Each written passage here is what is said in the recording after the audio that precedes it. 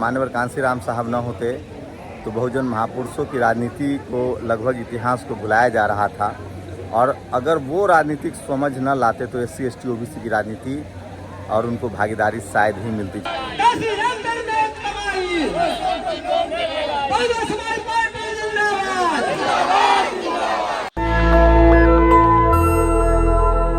मैं इस समय गुरुद्वारा रकाबगंज पर हूँ, जहाँ मान्यवर कांसीराम साहब राजनीति के रसायन शास्त्री, जिनकी जयंती मनाई जा रही है। आपको दिखाऊंगा कि कैसे एक शख्स ने साइकिल से चलकर पूरे देश में देश को एक राष्ट्रीय पार्टी दी, तमाम सामाजिक संगठन दिया, और सबसे बड़ी बात उन्होंने सामाजिक चेतना फैलाया।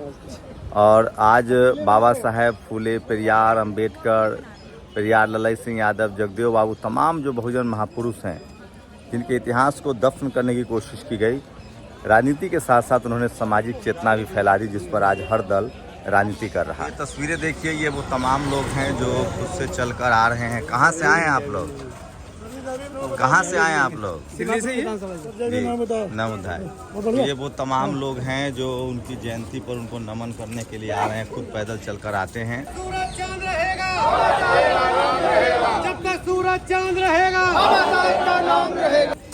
और एक सामाजिक क्रांति, एक सोचिए राजनीति के रसायन शास्त्री थे वो, पैदल चलकर आज के दौर में जब सोचिए उससे पहले कांग्रेस की सरकारें होती थी और सब जगह सवर्ण मुख्यमंत्री होते थे। जनता दल पर भी सवर्ण समाज लोहिया या जयप्रकाश नारायण का कब्जा था।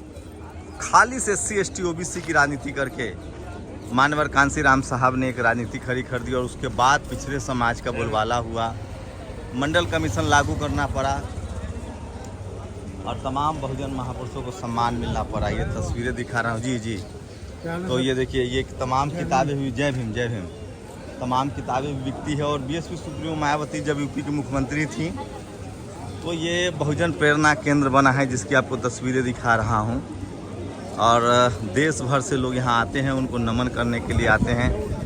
ये तस्वीरें दिखा रहा हूँ। और बहुजन प्रेरणा केंद्र जो है ये स्पेशली दिल्ली में संसद भवन के पास है, रकाबगंज के पास है, जो उनकी याद में बनाया गया है।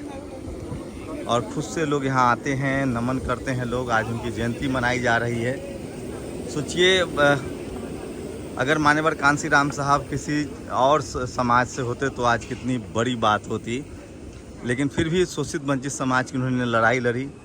सबसे खास बात था, राजनीतिक चेतना भी जगाई और तमाम बहुजन महापुरुषों को घर घर पहुंचा दिया। आज पूरी राजनीति उन्हीं के फॉर्मूले पर लड़ी जा रही है। खासकर आप देख रहे हैं जो सोशल डाइवर्सिटी है, SC ST OBC का जो पॉलिटिकल लीडरशिप है, वो उन्हीं के फॉर्मूले पर लोग आगे बढ़ा रहे हैं।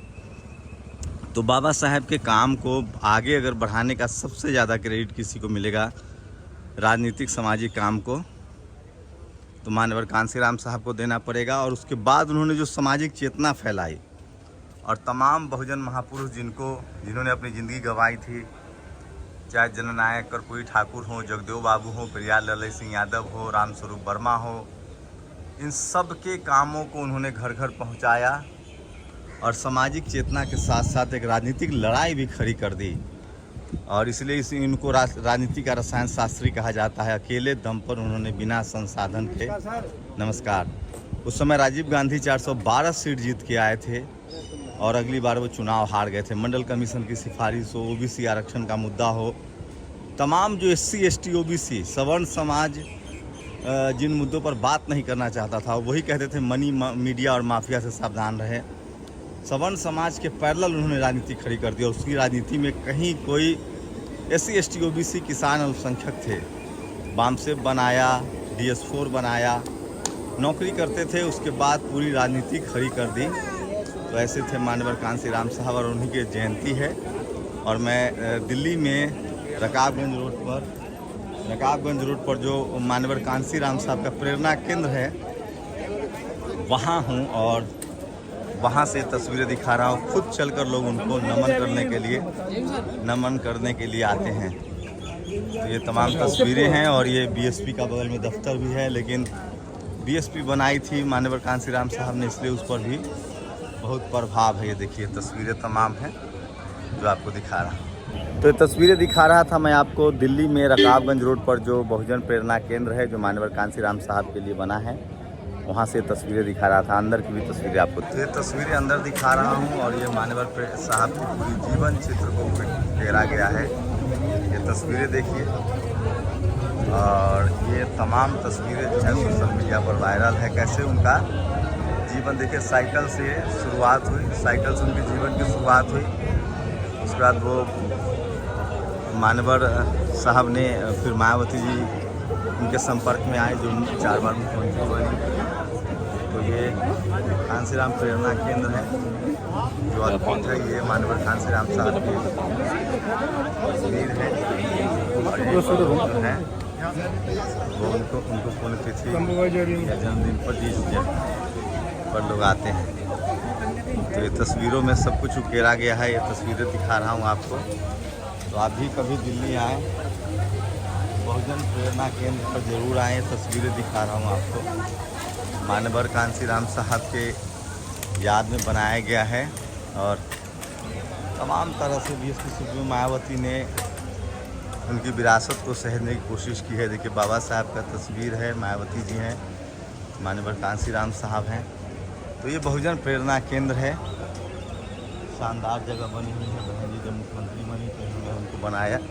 ये देखिए, तो जब आप सत्ता में होते हैं तो अपने महापुरुषों को भी सम्मान दे पाते हैं। तो राजनीति को बिल्कुल बदलने वाले 360 डिग्री बदलने वाले, खासकर SC ST OBC की पॉलिटिकल लीडरशिप, चाहे वो कांग्रेस हो या बीजेपी हो या लेफ्ट हो या फिर जनता दल तक में सवर्ण लीडरशिप का वर्चस्व था। चंद्रशेखर होते थे, उसके बाद लोहिया होते थे, जो समाजवादी पार्टियां थी। वो तो SC ST OBC की राजनीति को अगर किसी ने स्वरूप दिया तो वो सिर्फ और सिर्फ BSP मानवर कांसीराम साहब की वो प्रेरणा थी। और बुद्ध की तस्वीर है। तो तमाम जो बहुजन महापुरुष थे उनको जीवंत किया, घर घर तक पहुंचाया। मानवर साहब ने राजनीतिक पार्टी ही नहीं बनाई, तमाम बहुजन महापुरुषों को भी घर घर तक पहुंचाया। ये एक ख़ास जो बात है। और उसके बाद OBC SC ST की राजनीति हुई। नहीं तो पार्टी कोई भी हो, लेफ्ट हो या समाजवादी पार्टी में भी लोहिया या जयप्रकाश नारायण, ये इन लोगों का लीडरशिप होती थी। सोचिए, जब पहली गैर BJP सरकार बनी तो अभी जनरल कैटेगरी के प्रधानमंत्री मोरारजी देसाई बने। दूसरी जब जनता दल की सरकार बनी तो अभी जनरल कैटेगरी के प्रधानमंत्री बने। SC ST OBC की राजनीतिक विरासत जो है वो खड़ा करने में अगर सबसे पहले किसी का योगदान है तो मानवर कांसीराम साहब है। उसी के बाद BSP बनी, DS4 बना और सोनियालाल पटेल राजनीति में आए, शिखर तक पहुँचे। आज राजभर जितने आज जो देख रहे हैं जो SC ST OBC की राजनीति हो रही है, वो सब की क्रेडिट आपको मानवर कांसीराम साहब को देना पड़ेगा। तस्वीरें दिखा रहा था मैं आपको। मानवर कांसीराम साहब न होते तो बहुजन महापुरुषों की राजनीति को लगभग इतिहास को भुलाया जा रहा था। और अगर वो राजनीतिक समझ न लाते तो SC ST OBC की राजनीति और उनको भागीदारी शायद ही मिलती, चाहे पार्टी कोई भी हो। उस समय लीडरशिप लेफ्ट हो, कांग्रेस हो, BJP हो, समाजवादी हो, सबकी लीडरशिप जनरल कैटेगरी के हाथों में थी। और धीरे धीरे मानवर साहब का जो फार्मूला था उसने SC ST OBC किसान अल्पसंख्यकों को राजनीति में मजबूत किया। इसलिए उनको राजनीति का रसायन शास्त्री कहा जाता है। आप लोग अपनी राय जरूर दीजिए। शंभू कुमार सिंह, नेशनल दस्तक, रकाबगंज, दिल्ली। नेशनल दस्तक की आपसे गुजारिश है कि अगर इसको बचाना चाहते हैं तो नेशनल दस्तक को सब्सक्राइब करने के लिए रेड कलर के सब्सक्राइब बटन को दबाएं, फिर बेल आइकन की घंटी दबाएं। नेशनल दस्तक को बचाने के लिए बहुत जरूरी है कि हर खबर को शेयर करें, लाइक करें, कमेंट जरूर करें।